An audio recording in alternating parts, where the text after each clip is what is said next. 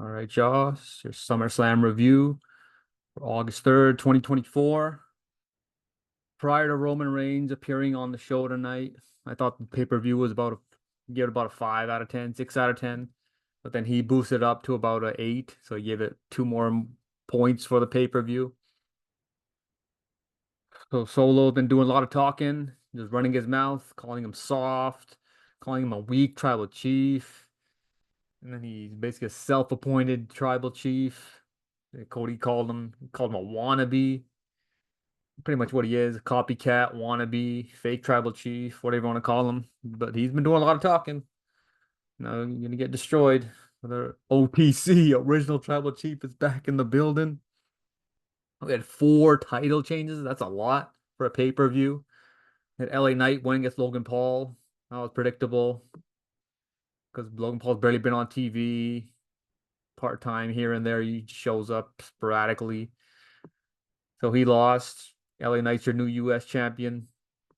Braun Breaker. This should have happened at Money in the Bank, but it happened tonight. He's the new Intercontinental champion. Nia Jax wins against Bayley. Looked like Tiffany was gonna cash in on her, but Bayley put that to a stop. And then we got a new world champion, Gunther. He beats Damian Priest because Finn Balor screws over his buddy Damian. So looks like they're gonna have a feud. Finn Balor versus Damian Priest. Dom with Liv. And now you got Rhea's got screwed over. So you had two pretty much Judgment Day just in chaos. So we'll see what happens with that. See how Dom explains why he joined Liv. And then Roman Reigns is back. He's so desperately been needed, man. Oh man, I missed him. Finally, SmackDown's gonna be something to care for on SmackDown now. You got a big star back. All right, let's get to it. First match, Rhea Ripley versus Liv Morgan. Beginning of the match, Rhea starts selling or about beginning to the midway through to the middle of the match. Rhea starts selling a shoulder injury. Liv hit a suicide dive on Dom after Dom pushed Rhea out of the way on the outside. Liv countered the Riptide into a DDT for a 2 count. Rhea powered out of an armbar with a slam. Liv grabbed the chair. And then Rhea got it from her. She's about to use the chair. Dom gets on the apron, grabs a chair from her. And he's like, "Oh, you gotta win the fair way. You shouldn't win this way or whatever." And Dom like throws the chair in the middle of the ring. Liv hits Oblivion for a 2 count onto the chair. Or she hits the Oblivion first. She got a 2 count. Then Dom threw the chair in there to set it up for Liv Morgan. Then she hit the Oblivion on the chair for the win. And after the match, he kissed her, and then that was it. And then Rhea's like all in pain and stuff in the ring. So we'll see you on Raw in a couple of days. He explains why he turned on Rhea to join with Liv. All right, next match. Braun Breaker wins it. I think he won like 4 or 5 minutes this match to become the new IC champion. Sami dodges a spear. Braun Breaker goes into the metal post. Sami hits a blue thunder bomb for a 2 count. Braun hit a spear. He ran the ropes like he always does. He's so fast when he does that. His athleticism is off the charts, man. He got the spear for the win, so he's their new Intercontinental champion. We'll see who his first feud is with as a new champion. All right, next up, we got LA Knight versus Logan Paul for the US title. LA Knight tossed Logan Paul into that terrible prime drink station outside the ring near the announce table. LA Knight hit a neck breaker on Austin Theory. The table didn't, I mean, not on Austin. He hit a neck breaker on Logan Paul on the announce table. It didn't break. Logan Paul hit a gut wrench suplex for a 2 count. LA Knight hit a top rope elbow drop for a near fall. They're in the picture. And we had Logan Paul hit a springboard moonsault to the outside. Logan Paul used his right hand to punch LA Knight. He's got that titanium or whatever in his right hand. We got a 2 count. LA Knight went for superplex. He got a near fall. He almost Yeah, Logan Paul almost got injured on this because Logan Paul didn't like push off his legs enough, so this could have ended real bad for him. Then LA Knight, he went over to his buddy, Logan Paul's buddies are ringside. He pretty much beating him up and grabbing him and tossing him over the railing. Some rapper at Machine Gun Kelly or something. He gave brass knucks to Logan Paul to hit with LA Knight with. He hits him with the knucks. LA Knight kicks out. Then he hits the BFT. LA Knight hits the BFT for the win. And he's your new United States champion. So, hopefully this thing is over between these feuds. LA Knight needs to move on to a better feud than this. So LA Knight's your new United States champion. Solid match. Next up, we got Nia Jax versus Bayley. Just really care for this match. One point during the match, Tiffany tried to cash in. Bayley knocked her off the apron, and then Nia Jax hit a couple of power bombs, and then she jumped on the second rope and sat on Bayley. She won. Just didn't really care for this match, but it's pretty obvious they're teasing a cash in for Tiffany Stratton. They're gonna build up to it, maybe a few months or maybe in a few weeks. We'll see. All right, next up we got CM Punk versus Drew McIntyre. Easily my best match of the night because of the storyline. And you got Seth Rollins as a special guest referee. Punk hit a clothesline off the apron to the outside. Drew bashed CM Punk's what was it?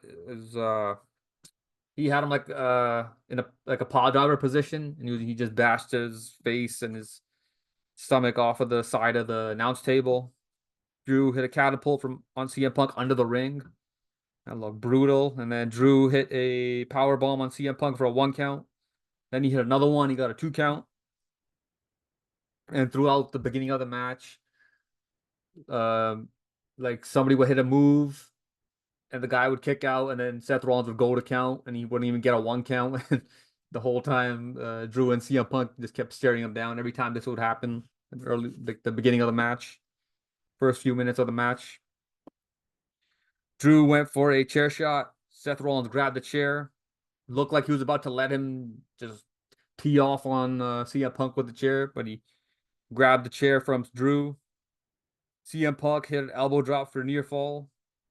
And then Punk took off the bracelet from Drew, I think it was. And then Drew hit the Claymore for a 2 count. CM Punk goes for the GTS. And then he's about to hit it, and he sees Seth Rollins has the bracelet that Drew had. Drew knocks the ref out. CM Punk at GTS for a 1 count. And then CM Punk hit GTS on Seth Rollins. He put the bracelet back on his own arm, and then Drew hit CM Punk with the Claymore. Seth Rollins counts the 3, and Drew wins. He grabs the bracelet back. That's got his dog's name on it and his wife's name on it, and he puts it back on. So Drew McIntyre wins the first of, which will probably be 3 matches at least.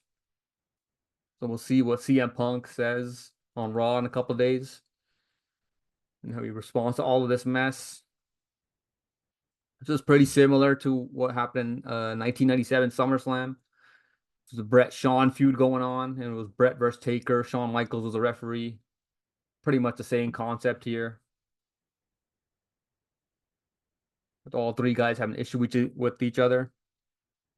All right, next up, we got Damian Priest, Gunther for the world title. This is a physical match, a lot of hard chops and slaps and stuff and kicks. Very physical matchup. Priest hit Gunther with the flatliner. Priest hit a Falcon Arrow for a 2 count. Gunther hit a powerbomb for a near fall. Priest hit a chokeslam for a 2 count. Gunther hit a clothesline for a near fall. And then Finn Balor just shows up randomly during the match. Balor put Gunther's foot on the ropes at one point. Priest had no clue what happened. Then they showed the replay in the arena, and then everybody saw what happened. And then Gunther applied the sleeper hold or choke hold, whatever it was. Priest countered into a pin, and he goes after Finn Balor. Gunther applied the choke hold again, or after he did countered into a pin. Yeah, he went after Balor, after Finn Balor, tried to choke him out, whatever. Yeah, right there. Yeah, and Gunther, he grabbed Priest again, got the choke hold, and then Priest eventually passes out. And there's a stare now from Finn. And Gunther's your new world champion. So we'll see who Gunther's gonna face for his first title defense, because it looks like it's gonna be Finn Balor versus Priest for the feud, for the next feud. So Gunther maybe goes feuds with Seth Rollins or somebody else. So we'll see who his first title defense is. Maybe it's a rematch, Gunther versus Priest. Since the world champion usually gets his rematch back. So I don't know. We'll see. If it's not Priest, then I don't know. He'll have to face somebody else for his first title defense. So we'll have to wait and see what happens there. All right, next up we got the main event. Cody Rhodes versus Sikoa for undisputed title under Bloodline rules. So pretty much anything goes. Cody's this thing was ridiculous, man. Cody's entrance. To show him on his bus. He gets off the bus. Some security guard had his dog. I don't know his dog's name, man. That thing took forever. Then Double A showed up, Arn Anderson. He pretty much giving advice and stuff. He got help. Pretty much telling him, oh, you got help. It's under Bloodline rules. And then he grabs a mask thing. I don't know what this was, some skull mask thing. And then he came out for his entrance. I thought it was gonna take like an hour for him to enter the arena, longer than the Undertaker, man. This thing was ridiculous, man. Oh my God. All right, so the match eventually starts.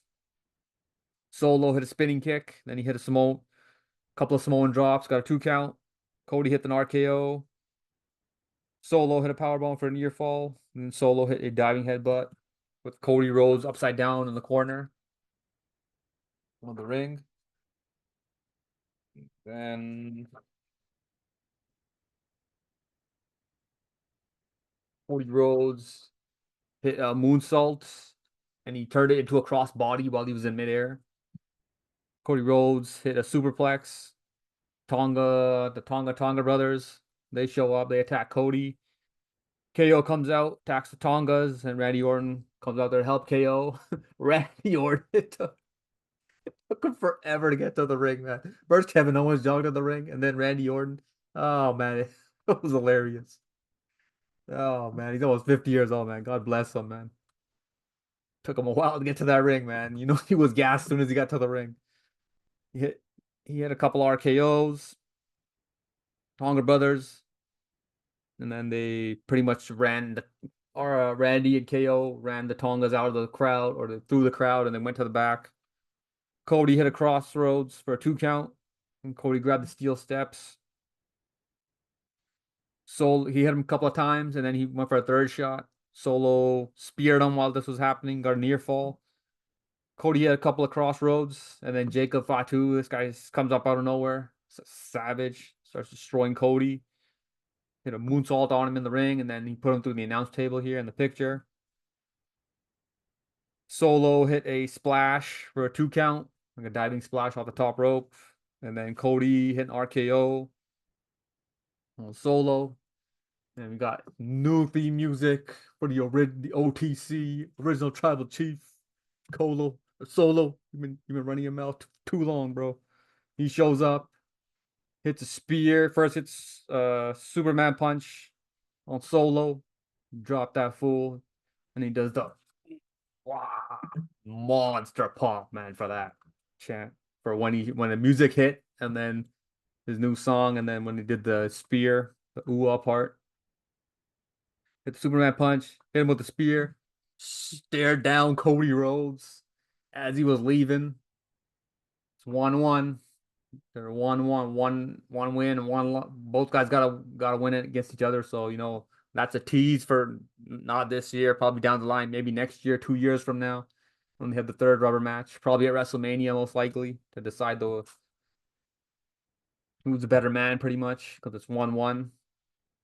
Both guys got to win at WrestleMania against each other. And then Cody hits the crossroads for the win. There's a spear. And right there, he's staring down. Even when he was outside and he was staring at Cody. Right there, Cody hits the crossroads and gets the win for the 3 count. And Cody retains for he retains his undisputed title at SummerSlam. But he's probably gonna hold the title until he feuds with The Rock, and then after he feuds with The Rock, Cody will drop the title to somebody. And yeah, that pretty much ended SummerSlam. That was mostly very predictable show, but still somewhat enjoyable. You're about a 5 out of 10 before Roman showed up, and then probably 7 or 8 out of 10 since the end of the show with Roman. So it's gonna be interesting. Most likely a Survivor Series. It'll be Team Roman versus Team Solo at War Games on the men's side, and then Solo's got his crew. Roman has to get his old crew back. He's got to talk the Usos back in. Paul Heyman's already on his side when he comes back, and then he's got to get Sami Zayn with him. So we'll see. I don't know how he's gonna try to talk these guys and get them all back with him in his own for the original bloodline. Because Jey Uso, he pretty much destroyed him since he joined the bloodline in the beginning for 4 years. Pretty much been torturing him for like 3-4 years. So yeah, very excited to see Roman back finally. Gonna have maybe a somewhat enjoyable SmackDown this week for the short term, I guess. So we'll just have to wait and see what happens. I just can't wait for Friday. And Roman better be on SmackDown this week, man. Has to. But yeah, it's my review for SummerSlam. See ya.